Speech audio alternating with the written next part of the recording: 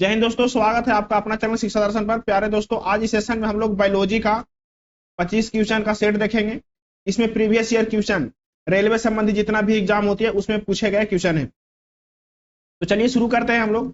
पिछले दो वीडियो में दोस्तों हम लोग 50 क्वेश्चन देख लिए हैं बायोलॉजी का, जिसमें डीपली सोल्यूशन के साथ में आज देखेंगे हम लोग 51 क्वेश्चन से। तो आप इस चैनल पर नए हैं तो चैनल को सब्सक्राइब करें, वीडियो को लाइक करें। और इसी चैनल के प्ले लिस्ट में दोस्तों फिजिक्स का सारा जो क्वेश्चन है यूथ पब्लिकेशन बुक का, उसको डीपली सोल्यूशन के साथ में हम लोग कर लिए हैं। तो आप इस चैनल के प्ले लिस्ट में जाइए और उसको फिजिक्स का सारा लेक्चर देखिए। तो चलिए शुरू करते हैं हम लोग क्वेश्चन नंबर 51 से। क्वेश्चन नंबर 51 कहता है दोस्तों जो है से निम्नलिखित में से कौन सी झिल्ली संयोजित थैली पाचक एंजाइमों से भरी होती है। देखिए कहता है दोस्तों कि कौन सी झिल्ली संयोजित थैली है जो पाचक एंजाइमों से भरी होती है। इसका ऑप्शन जो है दोस्तों, इसका ऑप्शन सी सही है, लाइसोसोम। अब लाइसोसोम के बारे में आप जानेंगे, लाइसोसोम के बारे में आप जानेंगे कि लाइसोसोम होता क्या है। लाइसोसोम के दोस्तों हम लोग क्या बोलते हैं, आत्मघाती थैली बोलते हैं। क्या बोलते हैं? आत्मघाती थैली बोलते हैं। क्या बोलते हैं? आत्मघाती थैली बोलते हैं लाइसोसोम को। लाइसोसोम का खोज जो है दोस्तों, उसको 1955 में किसके द्वारा डी डुबे के द्वारा किया गया था। किसके द्वारा? डी डुबे के द्वारा किया गया था। डी डुबे के द्वारा किया गया था लाइसोसोम का खोज। ठीक है, लाइसोसोम जो है दोस्तों, लाइसोसोम का खोज किसने किया? डी डुबे ने किया। कब किया? 1955 में किया। इसको क्या कहते हैं? आत्मघाती थैली कहते हैं। ठीक है, आगे देखते हैं दोस्तों। अगला क्वेश्चन कहता है, क्वेश्चन नंबर 14 कहता है, क्वेश्चन नंबर 14 निम्नलिखित में से कोशिकाओं में से निम्नलिखित कोशिकाओं में से किसे कोशिका की आत्मघाती थैली कहा जाता है? किसको कहा जाता है दोस्तों? तो लाइसोसोम को कहा जाता है आत्मघाती थैली कहा जाता है। किसको कहा जाता है? लाइसोसोम को कहा जाता है। क्वेश्चन नंबर देखिए, क्वेश्चन नंबर 15 कह रहा है लाइसोसोम बनाते हैं, राइबोसोम क्या बनाते हैं? तो राइबोसोम के दोस्तों हम लोग बोलते हैं प्रोटीन का फैक्ट्री। क्या बोलते हैं इसको? प्रोटीन का फैक्ट्री। तो जो प्रोटीन का फैक्ट्री है तो क्या बनाएगा? वो प्रोटीन बनाएगा। ऑप्शन कौन सा सही है? ऑप्शन सी सही है। अब देखिए राइबोसोम के बारे में। राइबोसोम जो है दोस्तों एक जटिल संरचना, राइबोसोम क्या है? एक जटिल संरचना है जो सभी जीवित कोशिकाओं में पाया जाता है। क्या पाया जाता है? कोशिकाओं में, सभी जीवित कोशिकाओं में पाया जाता है। कौन? राइबोसोम। ठीक है, ये अंततः प्रायद्रव्य जालिका से जुड़े रहते हैं या हरित लवक, इसमें हरित लवक,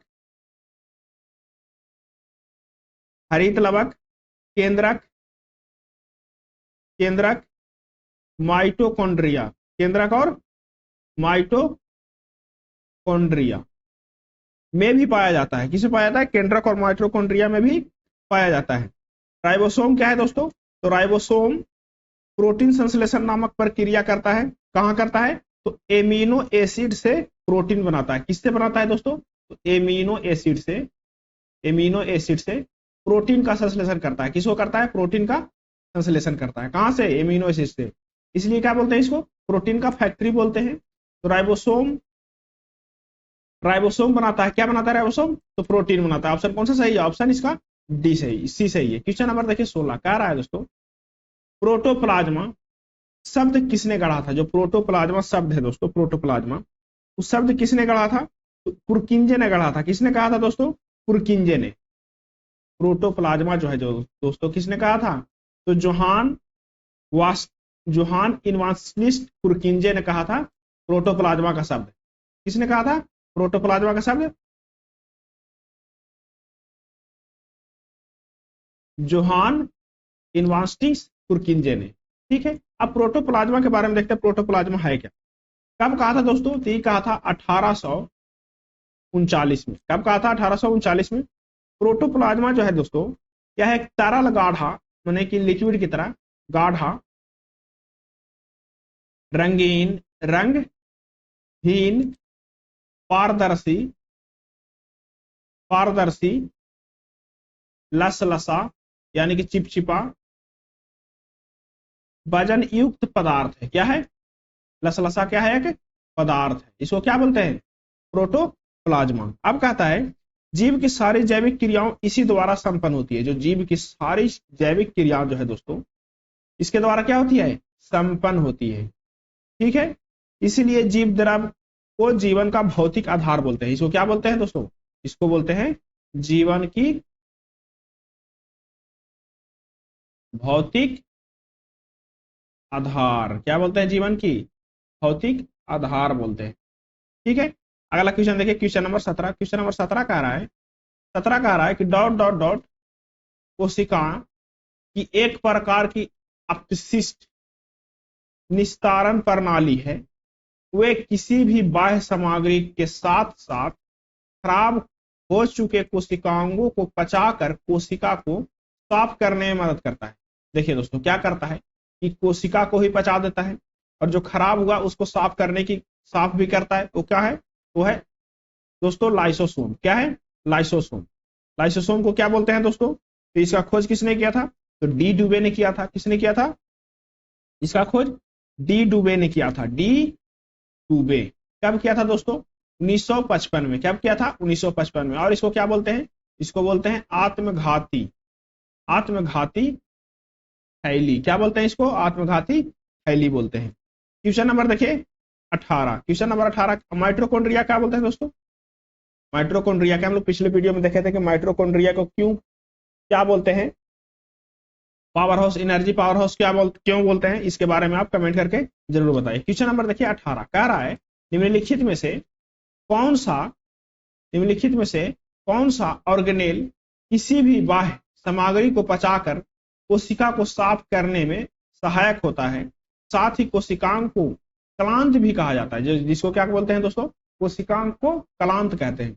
उसको बोलते हैं लाइसोसोम को बोलते हैं दोस्तों। इसका ऑप्शन कौन सा सही है? ऑप्शन बी सही है। देखिए एनटीपीसी में पूछा गया क्वेश्चन है। पिछले क्वेश्चन किसमें पूछा गया था? ये भी एनटीपीसी में पूछा गया था। यानी कि रेलवे संबंधी जितना भी एग्जाम होता है दोस्तों, उसका प्रीवियस ईयर क्वेश्चन है जो रेलवे में अधिकतर बार, मैक्सिमम बार पूछा गया है। चलिए क्वेश्चन नंबर देखिए 18, कौन सी इसका सही है? ऑप्शन बी सही है, लाइसोसोम। क्वेश्चन नंबर देखिए लाइसोसोम। आगे देखते हैं अगला क्वेश्चन। अगला क्वेश्चन कह रहा है, क्वेश्चन नंबर 19 कह रहा है दोस्तों, निम्नलिखित में से कौन सा कथन असत्य है?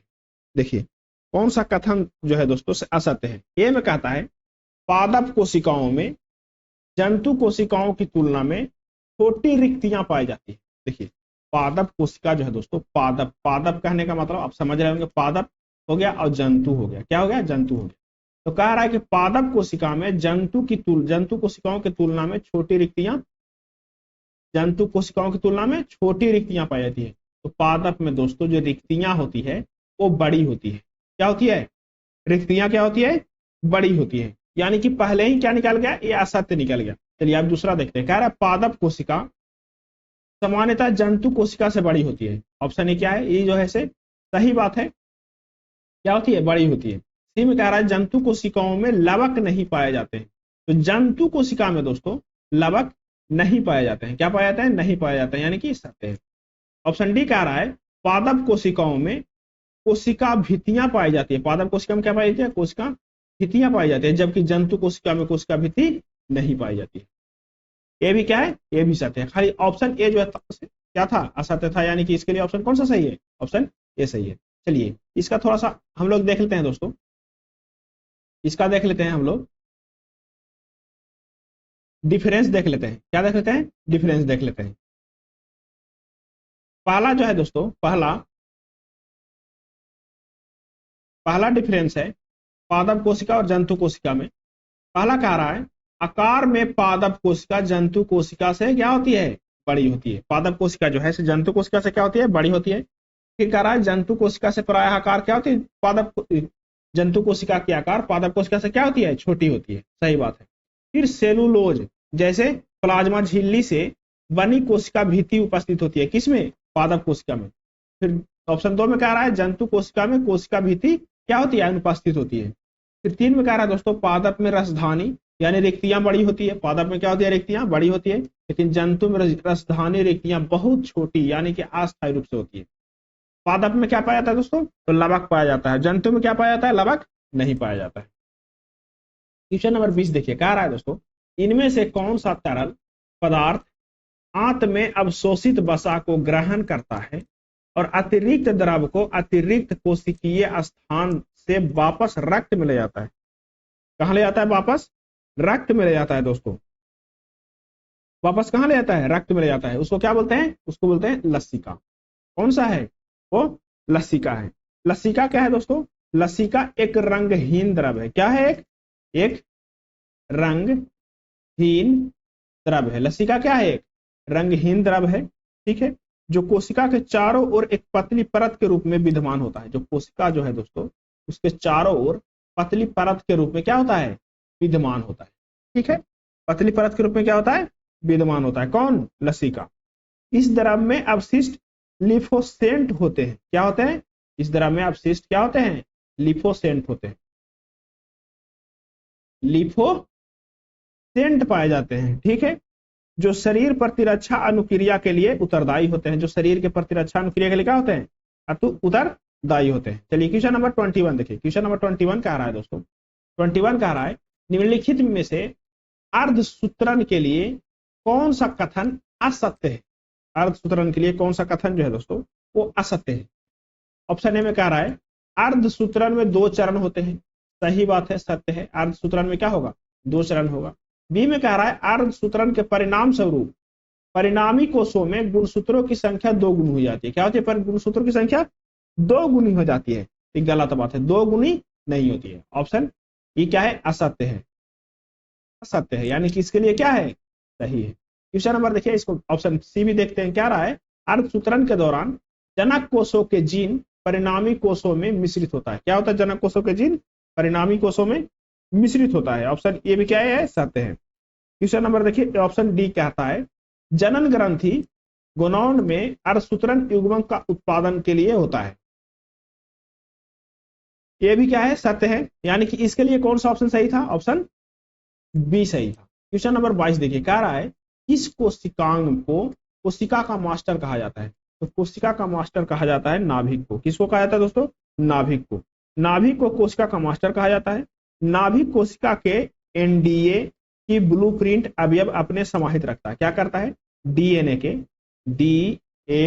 के कोशिका के डीएनए के ब्लूप्रिंट क्या करता है? ब्लूप्रिंट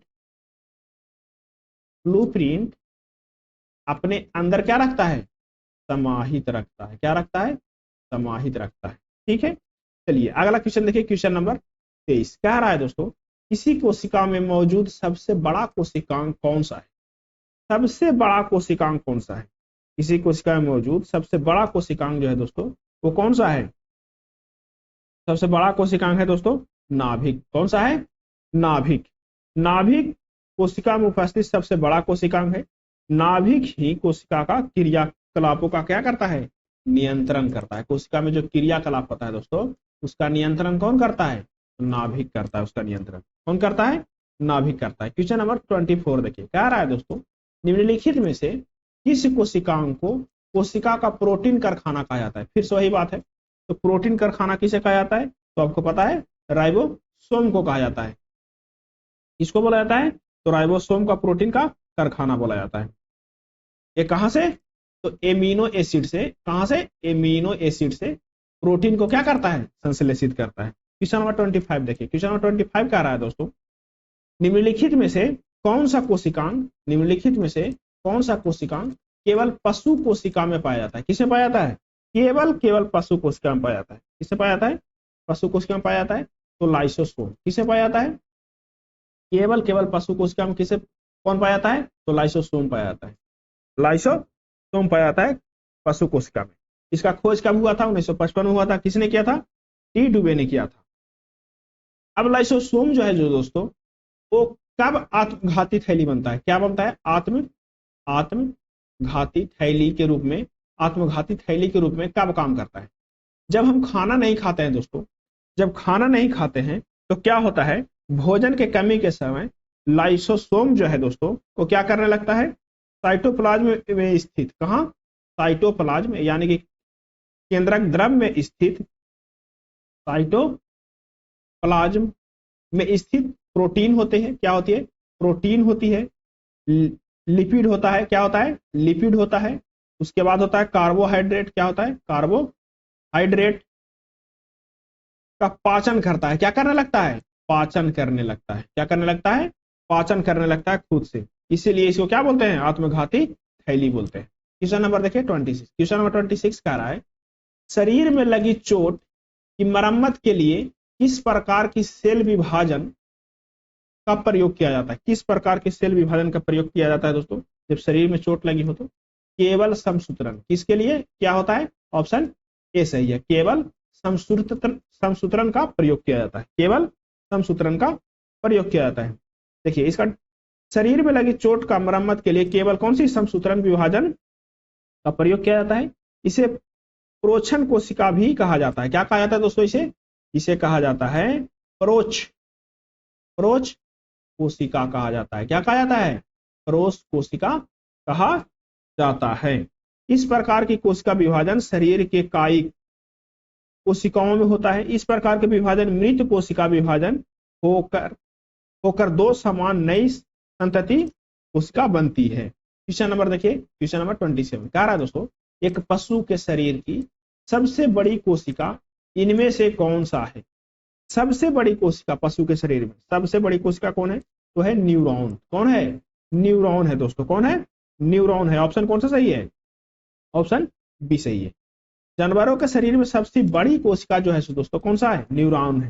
न्यूरॉन तंत्रिका। यह तंत्रिका तंत्र में स्थित उत्तेजित कोशिका है। क्या है? उत्तेजनीय कोशिका है। इसको क्या बोलते हैं दोस्तों? तंत्रिका तंत्र में स्थित है, इसे उत्तेजनीय कोशिका है। कौन है? उत्तेजनीय कोशिका। ठीक है, कौन है? उत्तेजनीय कोशिका है। देखिए कहता है इस कोशिका का कार्य क्या है दोस्तों? इसका कार्य क्या है? इस कोशिका का कार्य क्या है? इसका कार्य है मस्तिष्क को सूचना का आदान प्रदान और विश्लेषण करना। क्या करना? मस्तिष्क तक सूचना को क्या करना? सूचना को आदान प्रदान करना, आदान प्रदान करना और क्या करना? विश्लेषण करना। क्या करना दोस्तों? विश्लेषण करना। इसका क्या है? मुख्य कार्य है। तंत्रिका कोशिका को कोशिका विभाजन नहीं होता है। तंत्रिका कोशिका में दोस्तों अगर इसमें क्या होता है? इसमें कोशिका विभाजन नहीं होता है। कोशिका विभाजन जो है दोस्तों ये नहीं होता है। तंत्रिका तंत्र में कोशिका विभाजन नहीं होता है। ठीक है, जिससे इसके नष्ट होने पर दोबारा प्राप्त नहीं होता है। अगर जो न्यूरॉन्स की कोशिका जो है दोस्तों, न्यूरॉन की कोशिका नष्ट हो जाए तो दोबारा नहीं बनता है दोस्तों। क्या होता है? दोबारा नहीं बनता है। ठीक है, किंतु इसे अस्टेम कोशिका द्वारा ही प्राप्त किया जाता है। किंतु क्या किया जाता है? अस्टेम कोशिका द्वारा ही प्राप्त किया जाता है। चलिए क्वेश्चन नंबर देखिए 28। क्वेश्चन नंबर 28 कहता है दोस्तों निम्नलिखित में से कौन सा एक कोशिका में अधिक मात्रा में होने वाला अणु है? कौन किस में अधिक मात्रा में होने वाला अणु है? तो ये जो है दोस्तों जल। क्या है? ऑप्शन ए सही है, जल में। कौन सा सही है? ऑप्शन ए जल में। कहता है दोस्तों कोशिका सजीवों के शरीर की संरचनात्मक और क्रियात्मक इकाई है। क्या है कोशिका? क्या है दोस्तों? कोशिका जो है कोशिका जो सजीव है दोस्तों, लिविंग सब्जेक्ट सजीव, उसके शरीर का क्या है? संरचनात्मक रचनात्मक और क्रियात्मक क्या है? इकाई है। ठीक है, कुछ सजीव जैसे जीवाणुओं के शरीर की कोशिका के बने होते हैं। अब कोशिका में जो दोस्तों कोशिका के भीतर निम्नलिखित संरचनाएं पाई जाती है। कोशिका के भीतर जो है दोस्तों भीतर कुछ जो है से रचनात्मक पाए जाते हैं। कौन कौन पाए जाते हैं? पहला पाया जाता है दोस्तों केंद्रक एवं केंद्रिका। क्या पाया जाता है? केंद्रक या केंद्रिका। फिर पाया जाता है जो दोस्तों जीव द्रव। क्या पाया जाता है? जीव द्रव साइटोप्लाज्म। क्या पाया जाता है? जीव द्रव। और क्या पाया जाता है दोस्तों? गोल्जी काय। क्या पाया जाता है? गोल्जी काय। और क्या पाया जाता है दोस्तों? कणाभ सूत्र। क्या पाया जाता है? कणाभ सूत्र। कणाभ सूत्र। और क्या पाया जाता है दोस्तों, अंतर द्रव्य जालिका, क्या पाया जाता है, अंतर द्रव्य जालिका। और क्या पाया जाता है दोस्तों, गुण सूत्र, क्या पाया जाता है, गुण सूत्र। राइबोसोम तथा centrosome, ribosome, ribosome plus centrosome. और क्या पाया जाता है लास्ट दोस्तों, लवक पाया जाता है, क्या पाया जाता है, लवक पाया जाता है। ठीक है, लवक पाया जाता है। चलिए अगला क्वेश्चन दोस्तों, जल, देखिए इसमें क्यों सबसे ज्यादा जल कितना मात्रा में होता है दोस्तों, तो जल 80% होता है। कितना परसेंट होता है, जल जो है से 80% होता है। आपसे पूछेगा कि प्रोटीन कितना होता है कोशिका में, तो वो होता है 15% दोस्तों। कितना होता है, 15% होता है। बसाएं कितना होता है, बसाएं, तो बसा, बसा जो है दोस्तों, बसा फैट, फैट वो होता है 3%। कितना होता है, 3% बसा होता है। कार्बोहाइड्रेट होता है 1%। और शैवाल जो है दोस्तों, वो शैवाल नहीं होता है। अगला क्वेश्चन देखिए, क्वेश्चन नंबर देखिए 29। क्वेश्चन नंबर 29 कह रहा है, कोशिका सिद्धांत निम्नलिखित में से किस पर लागू नहीं होता है। कोशिका जो सिद्धांत है दोस्तों, वो किस पर लागू नहीं होता है, तो वो विषाणु पर लागू नहीं होता है दोस्तों। किस पर, विषाणुओं पर लागू नहीं होता है। ठीक है, विषाणुओं पर क्या होता है, लागू नहीं होता है। किस पर लागू नहीं होता है, तो विषाणुओं पर लागू नहीं होता है। क्वेश्चन नंबर देखिए 30। क्वेश्चन नंबर 30 कह रहा है दोस्तों, निम्न को सुमेलित कीजिए, कौन सा इसके लिए सही है। लाइसोसोम, आपको पता होगा कि लाइसोसोम को क्या बोलते थे, तो लाइसोसोम को हम लोग बोलते थे दोस्तों, लाइसोसोम को क्या बोलते थे, तो लाइसोसोम को बोलते थे आत्मघाती थैली। क्या बोलते थे इसको, लाइसोसोम को आत्मघाती थैली। अब देख रहे हो सर डीएनए क्या है, तो डीएनए एक गुणसूत्र है। डीएनए क्या है दोस्तों, गुणसूत्र है। ठीक है ना, माइट्रोकॉन्ड्रिया, हम लोग पिछले वीडियो में देखे थे, माइट्रोकॉन्ड्रिया क्या बोलते हैं, पावर हाउस बोलते हैं। क्या बोलते हैं, पावर हाउस बोलते हैं। इसका कौन सा ऑप्शन सही है, सी, इसका आंसर कौन सा सही है, CBA। CBA किस पे सही है, तो CBA सही है। CBA ऑप्शन बी सही है। इसके लिए कौन सी सही है, ऑप्शन बी सही है। चलिए अगला क्वेश्चन देखिए, क्वेश्चन नंबर 31 का आ रहा है दोस्तों, कोशिका प्रकार्यात्मक यानी कि फंक्शनल क्रियाओं का नियंत्रण कौन करता है। कोशिका प्रकार्यात्मक यानी फंक्शनल क्रियाओं का नियंत्रण कौन करता है, इसका नियंत्रण करता है दोस्तों केंद्रक। कौन करता है, केंद्रक। ऑप्शन कौन सा सही है, ऑप्शन डी सही है। कोशिका कार्यात्मक क्रियाओं का नियंत्रण केंद्रक करता है। कोशिका केंद्रक में कोशिका का अधिकांश अनुवांशिक पदार्थ होते हैं। अगला क्वेश्चन देखिए, अगला क्वेश्चन देखिए दोस्तों, क्वेश्चन नंबर 32 कह रहा है, सूत्री विभाजन के चरण का नाम बताएं। इसकी सूत्री विभाजन के चरण का नाम बताएं जिनके दौरान विभाजन सेल के गुणसूत्र मध्य रेखा पर स्थित होते हैं। क्या होते हैं, विभाजन सेल के गुणसूत्र मध्य रेखा पर स्थित होते हैं। ऑप्शन कौन सा सही है दोस्तों, ऑप्शन सी सही है, मोटा फेज। कौन सा, मोटा फेज। जो सूत्री विभाजन मुख्यतः होता है दोस्तों जनन कोशिका के अतिरिक्त सभी जीवित कायिक कोशिकाओं में होता है। सूत्री विभाजन प्रक्रिया में अंतर्गत मुख्यतः एक कोशिकीय जीवधारियों का क्या होता है, जनन होता है। क्या होता है, जनन होता है। ठीक है, अगला क्वेश्चन देखिए, क्वेश्चन नंबर 33। क्वेश्चन नंबर 33 जो है दोस्तों, वो आ जाता है टॉपिक 2 में। क्या आ जाता है, टॉपिक 2 है। ये पादप सेल से यानी कि पादप कोशिका से, प्लांट सेल से रिलेटेड है। अब क्वेश्चन नंबर 33 देखिए, क्वेश्चन नंबर 33 कहता है, क्वेश्चन नंबर 33 कहता है, पादप कोशिका की भित्तियां बनी होती है। जो पादप कोशिका की भित्तियां जो है दोस्तों, वो किसकी बनी होती है, वो बनी होती है, ऑप्शन सी सही है, सेलुलोज की। किसकी बनी होती है, सेलुलोज की बनी होती है। तो ये जो है दोस्तों दूसरा टॉपिक स्टार्ट हो गया। तो हम लोग अगले वीडियो में इसको कंप्लीट करेंगे, इस टॉपिक को। तो चलिए रहने देते हैं यहीं तक। और आप इस चैनल पर नया है दोस्तों, तो इस चैनल को सब्सक्राइब करें, वीडियो को लाइक करें, और आप कमेंट करके दोस्तों सजेशन देना जरूर देने की कोशिश करें, क्योंकि कोई भी आदमी 100% सही नहीं कर सकता है, तो कुछ सुधार करने की कोशिश करें। तो चलिए रहने देते हैं यहीं तक के, मिलते हैं अगले वीडियो में।